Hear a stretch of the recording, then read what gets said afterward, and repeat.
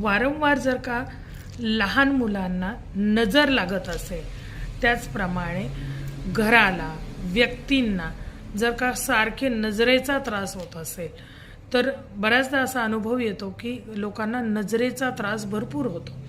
मग अशा वेळेला 2 लवंग घ्यायचे आहेत, 2 काळी मिरी घ्यायची आहे, थोडंसं जाडं मीठ, आणि जाड मीठ घरामध्ये नसेल तर तुम्ही बारीक मीठसुद्धा वापरू शकता, तर ते घ्यावे.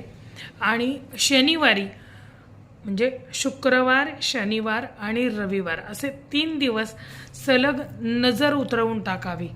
घराला जर नजर लागली असेल तर उंबरठ्याच्या समोर उभं राहायचं आहे, घराकडे तोंड करायचं आहे.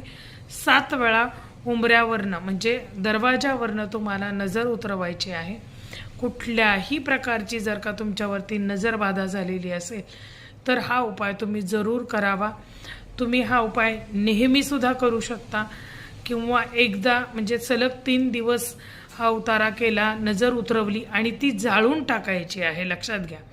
आणि नजर जाळून टाकल्यानंतर घरामध्ये जर का कुठली रक्षा असेल, जसं रामरक्षा आहे, गाणगापूरचं भस्म आहे, त्यानंतर वाडीचं भस्म आहे, पिठापूरचं आहे, कुठलंही, तर तुम्ही ते भस्म तुमच्या कपाळावरती लावायचं आहे. नाथांच्या दरबारातलं भस्म सुद्धा चालणार आहे. कुठल्याही प्रकारचा नजर दोष जो आहे तो तुमच्या घरावरती, तुमच्यावरती राहणार नाही. उपाय अनुभवाने केलेला आहे, तर तुम्ही सुद्धा हा उपाय करा आणि तुमचे अनुभव सुद्धा इथे शेअर करा. तुम्हाला हा उपाय कसा वाटला हे सुद्धा तुम्ही इथे कमेंट बॉक्समध्ये मला जरूर कळवा. जय भवानी, जय जगदंबा.